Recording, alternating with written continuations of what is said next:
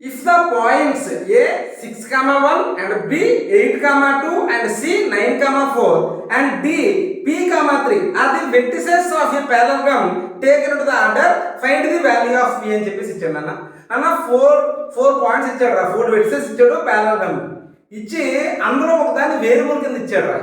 ఓకేనా, ఆ X intercept Y intercept లో ఒకదాన్ని వేరియబుల్ ఇచ్చాడు, అదే ఏంటి పీ కింద ఇచ్చాడు రా.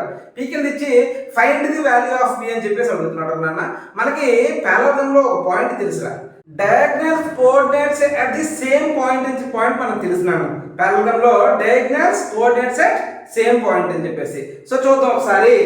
సో వాడు ఏం చేశాడు, parallelogram ఇలా ఇచ్చాడు అన్న, ఇలా ఇచ్చాడు parallelogram ఇలా ఇచ్చి ఏ పాయింట్ ఇచ్చాడు అన్న. సో ఏ పాయింట్ ఏమి ఇచ్చాడు రా, 6, 1 అని ఇచ్చాడు.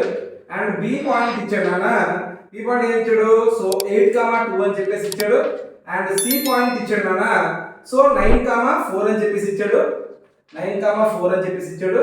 అండ్ డి పాయింట్ ఇచ్చాడు అన్న, డి పాయింట్ ఏంటంటే పి, 3 అని చెప్పేసి ఇచ్చాడు. నేను ఏం చెప్తున్నానంటే ఈ డయాగ్నల్స్ ఏవైతే ఉన్నాయో ఈ రెండు మీట్ అయ్యే పాయింట్ సేమ్ పాయింట్ అంటే mid point of the diagonals అవుతాయి అన్నమాట. ఓకేనా, సో అందుకే మనం ఏం చేద్దాం, మిడ్ పాయింట్ ఫార్ములా వేసేస్తున్నాను. సో నేను ఏం చేస్తానంటే ముందు ఈ రెండింటికి మిడ్ పాయింట్ తీసుకుంటాను, x1 y1 ఇది x2 y2. Mid point formula ఏంటి, x1 + x2/2 y1 + y2/2. So అదే చేద్దాం మనం ఒకసారి. సో 8 + p/2 8 + p/2 3 + 2/2 నాన్న. సో ఈక్వల్ టు 6 + 9/2 నాన్న, 6 + 9/2 అండ్ 4 + 1/2 నాన్న, 4 + 1/2 నాన్న. సరేనా, సో ఇప్పుడు ఏం చేద్దాం, మనకి p వాల్యూ కావాలి కదా, ఈ రెండింటిని ఈక్వల్ చేద్దాం.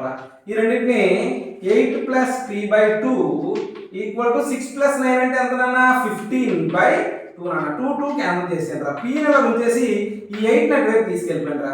సో p ఈక్వల్ టు 15 - 8 నాన్న, అంటే p ఈక్వల్ టు ఏంట్రా 7 రా.